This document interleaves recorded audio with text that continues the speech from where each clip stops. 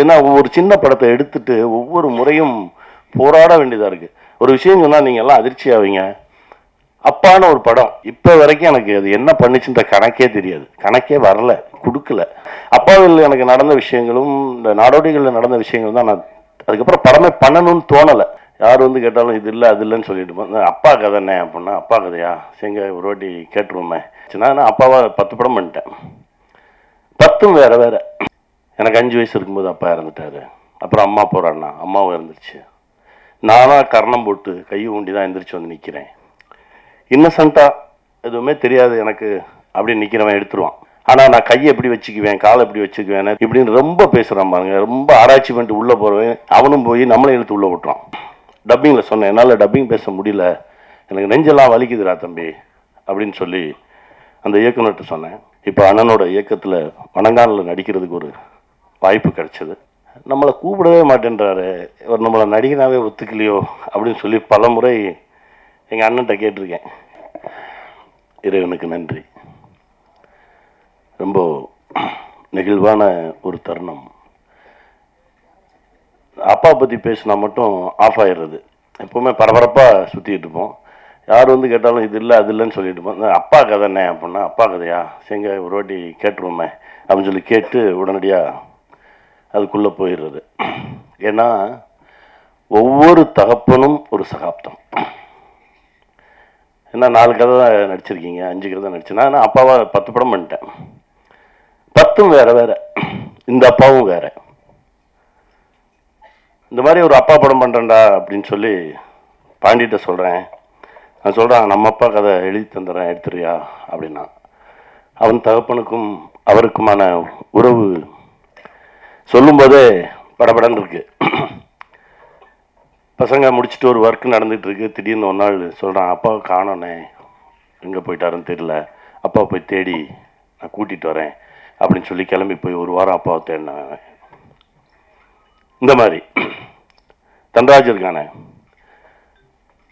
தகப்பனும் இல்லை தாயும் இல்லை. ஒரு பெரிய வலி.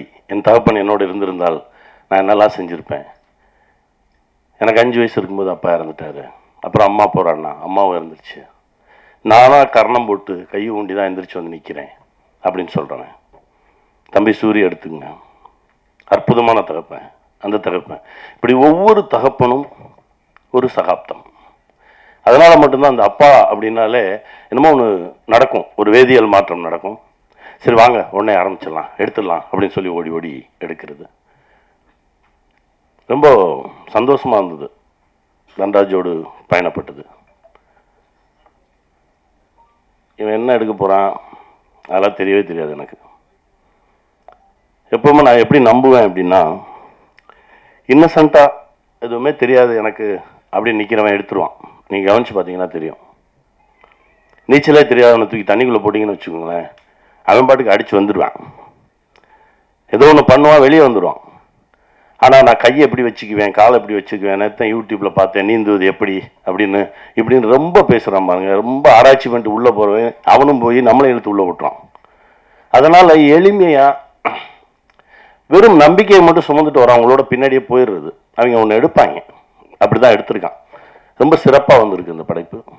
இந்த படம் பண்ணும்போது, அதாவது டான் டப்பிங்கில் சொன்னேன், என்னால் டப்பிங் பேச முடியல, எனக்கு நெஞ்செல்லாம் வலிக்குதுடா தம்பி அப்படின்னு சொல்லி அந்த இயக்குனர்கிட்ட சொன்னேன். அதற்கு பிறகு இந்த படைப்பில் அப்படிதான் பேச முடியல. நிறைய இடத்துல என்னோட தகப்பன் வந்துடுறாரு, அவனோட தகப்பன் வந்துடுறாரு. ஏதோ ஒன்று வந்து நம்மளை ஒரு மாதிரி பிசைஞ்சு எடுத்து நம்ம கிட்ட இருந்து ஒரு நல்ல விஷயத்தை கொண்டு வந்து சமூகத்துக்கு வைக்கணும் அப்படின்றதான். ஏன்னா புரிஞ்சிக்கவே முடியாத ஒரு சொந்தம் வந்து அப்பா பையன். நிறைய தகப்பன்கள் என்கிட்ட வந்து பேசியிருக்காங்க. 10-20 நாளைக்கு முன்னாடி சிவகாசி பக்கத்துலேருந்து போனானே, என் பையன்கிட்ட பேசுங்கண்ணே, என் பையன் தப்பான வழியில் போயிடுவானோ நான் பயந்துக்கிட்டு இருக்கேனே, எனக்கு தினம் வீட்டில் ஒரே சண்டைண்ணே, நான் அவனை அடிக்கிறேனே, அவன் கோச்சிட்டு போயிடுறானே, அவனை என்னங்க பண்ணான்னு ஃபோனில் கேமாக ஆடிக்கிட்டு இருக்கானே, சரி ஆடிட்டு போட்டு விட அப்படின்னு. ஐயோ கெட்டு போயிட்டானா, சரி பையன்கிட்ட கூடு அப்படின்னா. அவன் அங்கிள் எனக்கு வந்து ரோபோட்டிக் ரொம்ப பிடிக்கும், நான் ஒரு கேமை தயாரிக்கலாம், நானே கிரியேட் பண்ணலான்னு நினைக்கிறேன், அது இவங்ககிட்ட சொன்னால் புரிய மாட்டேங்குது, என்னை எதுக்கு எடுத்தாலும் அடிக்கிறாங்க அப்படின்னா. திரும்ப உங்கள் அப்பாட்ட கூட இங்கே சரி பண்ணப்பட வேண்டியது அப்பைங்க தான் அப்படின்னு சொல்லி அவர்கிட்ட 10 நிமிஷம் பேசணும். அவன் என்னமோ உன்னை செய்யணும்னு நினைக்கிறான், அவனை விட உன்னோட அறிவெல்லாம் போய் அவன் மண்டையில திணிக்கிற அப்படின்னு சொல்லி இங்கே தான் பேச வேண்டியதாக இருந்தது. ஏன்னா எல்லோரும் அவர்கள் இடத்தில் மிகச் சரியாக இருக்கிறார்கள். இதுவாகணும்னு இவங்க முடிவு பண்ணுறதும், நான் சொல்கிறத கேளுன்னு அவங்க முடிவு பண்ணுறதும் தான் இங்கே சிக்கலாக இருக்குது. அப்படின்னு பார்க்கும்போது ஒவ்வொரு தகப்பனுக்கும் மகனுக்கும் உள்ள இருக்க உறவே அது வேற மாதிரி இருக்குது. தேடி தேடி தேடி தேடி இந்த விஷயத்தை சொல்லலாம். இது வரைக்கும் ஒரு 10 பண்ணியிருக்கோம் அப்படின்னா இன்னும் ஒரு 15-20 பண்ணலாம் அப்பாவா. அவ்வளவு விஷயங்கள் இருக்கு. அப்புறம் எங்கள் அண்ணன் தம்பிராம அண்ணன் வந்து என்னை தாண்டி அப்பாவை சுமக்கக்கூடிய ஒரு மனிதர். நான் ரொம்ப ரசித்து ரசித்து எழுதுவேன். நானும் அண்ணனும் சேர்ந்து ஒரு 10 படம் பண்ணோனே அப்படின்னு சொல்லி பேசணும். 5 முடிச்சிட்டோம். ஒவ்வொரு படத்துலையும் ஒவ்வொரு மாதிரி. இப்போ தெலுங்குல அப்பா பண்ணணும் அப்படின்றப்போ நான் ஆசைப்பட்டது நான் நடித்த ரோல் கிடையாது, நான் அண்ணன் நடித்த ரோல் தான் ஆசைப்பட்டேன். நான் அதை நடிக்கிறேங்க, இதை வேற ஒருத்தர் பண்ண வைப்போம் அப்படின்னு தான் சொன்னேன் நான் தெலுங்குல எடுக்கிறதுக்கு.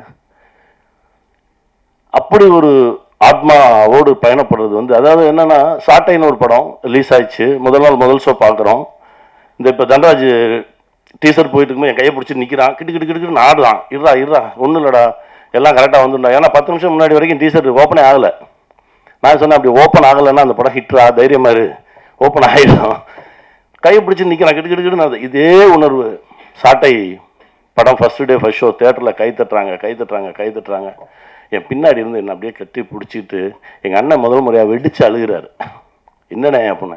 நமக்கெல்லாம் யாரா இருந்தா, நம்மளா வந்தோம், நம்மளா விழுந்தோம், நம்மளா புரண்டோம், நம்மளா எழுந்தோம், இப்போ நிற்கிறோம், நம்மளையும் பார்த்து கை தட்டுறாங்க. நம்ம ஒரு நல்ல தளத்தில் தான் நின்றுட்டு இருக்கோம். இந்த இடத்த விட்டுறக்கூடாது தம்பி. அண்ணன் அப்படின்னா அவர் தான்.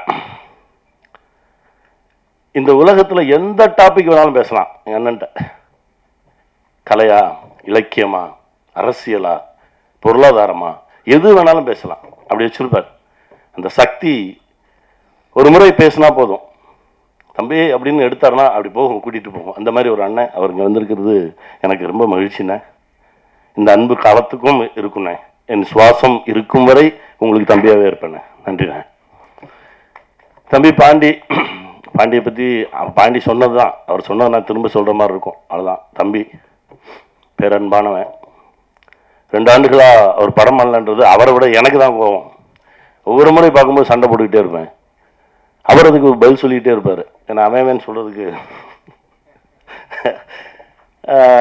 சொல்லுவேன், ஆரம்பிச்சிருங்கடா, இயங்கிக்கிட்டே இருக்கணும், ஓடிக்கிட்டே இருக்கணும்டா அப்படின்னு சொல்லி பிடிச்சி இப்போ ஆரம்பிச்சிருவார்.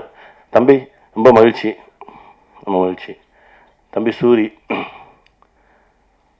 என்னடா, சூரிய கையை பிடிச்சிக்கிட்டு பாண்டிக்கு ஃபோன் பண்ணாரு, இவனை இழுத்து விட்டுறணும்டா, இவன் வந்துடணும்டா அப்படின்னு. அது இன்னைக்கு நடந்துருச்சு.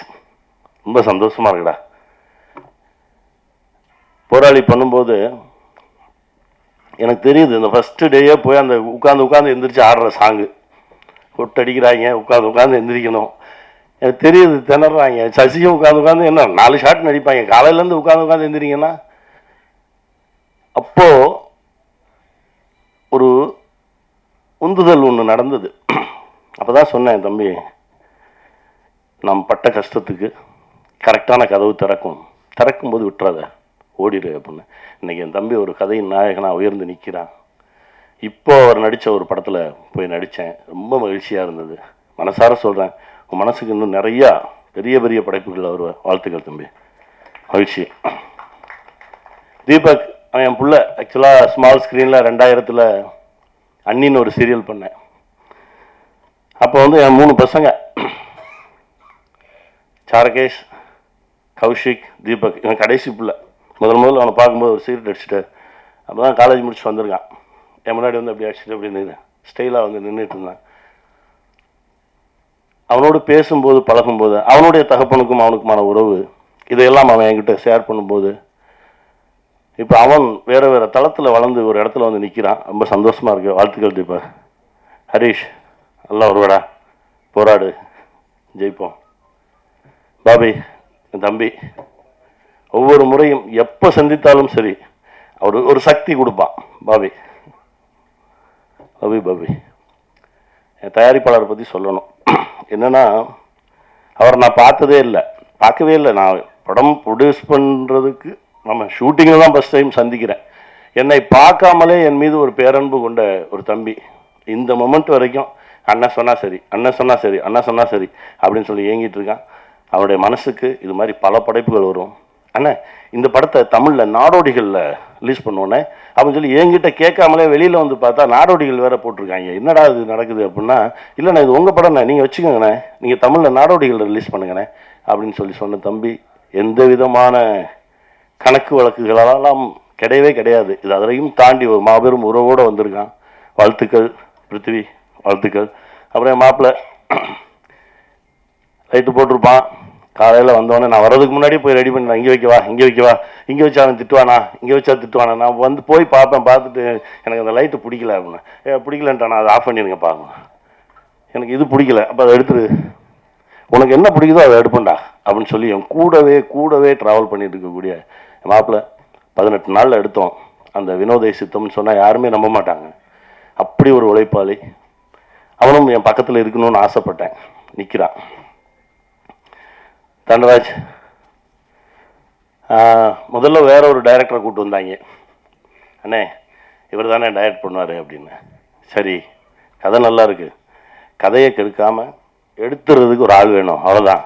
ஏன்னா ஒரு சில கதைகளை எடுக்கிறவங்க நினச்சி என்னதான் தப்பு தப்பாக எடுத்தாலும் அந்த கதை ஓடிடும். நாடோடிகள் கதையை போய் நான் பஞ்சவர்ணாச்சலம் அப்பாட்ட சொல்கிறேன், முழு கதையும் கேட்டாரு, நீ இதை எவ்வளவு தப்பாக எடுத்தாலும் இது ஓடிண்டா அப்படின்னாரு. அந்த மாதிரி ஒரு சில கதைகள் அமையும். அப்படிப்பட்ட கதை இது. நான் சொன்னாடே இதை கரெக்டாக எடுக்கிறதுக்கு ஒரு ஆளை கொடுங்கடா, அது போதும் அப்படின்னா, திரும்ப ஒரு 15 நாள் 20 நாள் கழிச்சு எனக்கு ஒரு மெசேஜ் பயந்துட்டேன், அண்ணே இந்த மாதிரி பிரச்சனையாக இருக்குது என்ன செய்ய அப்படின்னு. அப்போ நீயே எடுத்துரு, நீயே டைரக்ட் பண்ண. அண்ணா நிஜமாக சொல்கிறீங்க, எடுறா பார்த்துக்கலாம். இன்றைக்கி டைரக்டராக வந்து நிற்கிறான். ஒவ்வொரு ஷாட்டும் அவ்வளவு தெளிவாக, அவ்வளவு க்ளீனாக, கடைசி டப்பிங் பேசுகிற வரைக்கும். போன படத்தில் நீங்கள் விமானம் படத்தில் வந்து கொஞ்சம் டப்பிங் கிராமர் மிஸ்டேக் இருந்தது. இதில் கிராமர் மிஸ்டேக்கே இல்லாமல் நீங்கள் டப்பிங் பேசினீங்கன்னு இருக்கணும். எனக்கு கூட கொஞ்சம் டைம் கொடுங்க, இன்னொரு 1 டே கொடுங்க அப்படின்னு சொல்லி என்னை உட்கார வச்சு முழுக்க எந்த விதமான இலக்கண பிழையும் இல்லாமல் எடுத்தார். ரொம்ப நன்றி தம்பி. இன்னும் நல்லா பெரிய இடத்துக்கு வருவான், நல்லா இருப்பான். எங்கள் அண்ணன் படம் முதல் படத்திலிருந்து வியந்து பார்த்தேன். நம்மளை கூப்பிடவே மாட்டேன்றாரு, இவர் நம்மளை நடிகனாவே ஒத்துக்கலையோ அப்படின்னு சொல்லி பல முறை எங்கள் அண்ணன்ட்ட கேட்டிருக்கேன், ஏன்னா என்னை கூப்பிடவே மாட்டேறீங்க அப்படின்னு. இல்லைடா போடா, வரும்போது வருண்டா போடா அப்படின்றாரு. எத்தனை முறை சந்தித்தாலும் நான் வியக்கக்கூடிய ஒரு மனிதர் எங்கள் அண்ணன் பாலாண்ணன். இப்போ அண்ணனோட இயக்கத்தில் வணங்கானில் நடிக்கிறதுக்கு ஒரு வாய்ப்பு கிடைச்சது.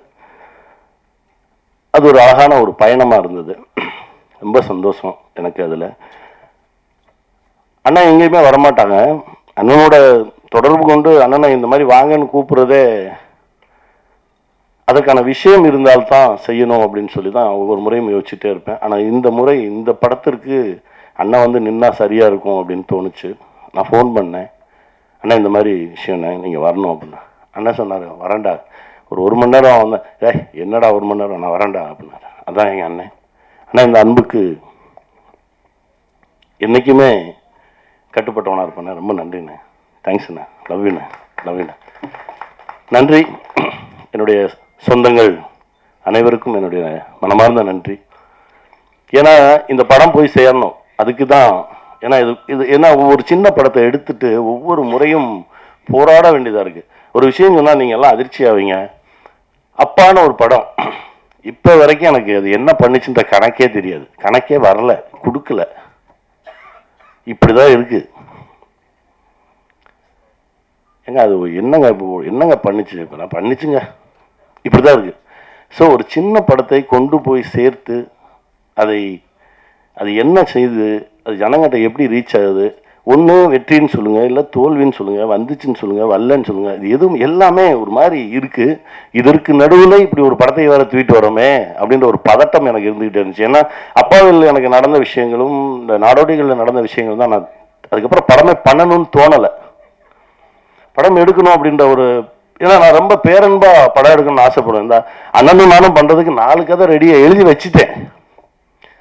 அண்ணன் பார்க்கும்போதெல்லாம் கேட்பாரு, எப்படா தம்பி எப்போ போவோம் அப்படின்னு. இன்னைக்கு தான் சொன்னேன், அண்ணன் தம்பி கல்யாணம் முடிஞ்ச உடனே ஆரம்பிச்சிடுவோம்ண்ணே அது என்ன வேணாலும் நடக்கட்டும்ண்ணே. இப்போ தெலுங்குல ஒரு ஏரியா இருக்குண்ணே, நம்ம ஏதோ ஒன்று பண்ணி உருட்டிடலாம் எடுத்துடலாண்ணே அப்படின்னு இப்போ தான் சொன்னேன் நான். ஏன்னா என்ன நடக்குது, அதாவது எடுத்துடுறோம், பேரன்போடு எடுத்துடுறோம், அதை கொண்டு போய் வைக்கும்போது அந்த சந்தோஷமே இருக்க மாட்டேங்குது, அதற்கு ஒரு வழியும் தெரிய மாட்டேங்குது. இந்த படத்தையும் இந்த நிலைமையில தான் எடுத்துட்டு வரோம். எங்கேயோ ஒரு இடத்துல ஒரு வெளிச்சம் தெரியும் அப்படின்னு நம்புகிறோம். நான் நம்பக்கூடிய இந்த பிரபஞ்சமும் இறையும் எங்களுக்கு ஒரு நல்ல வழியை காட்டட்டும். மகிழ்ச்சி. நன்றி.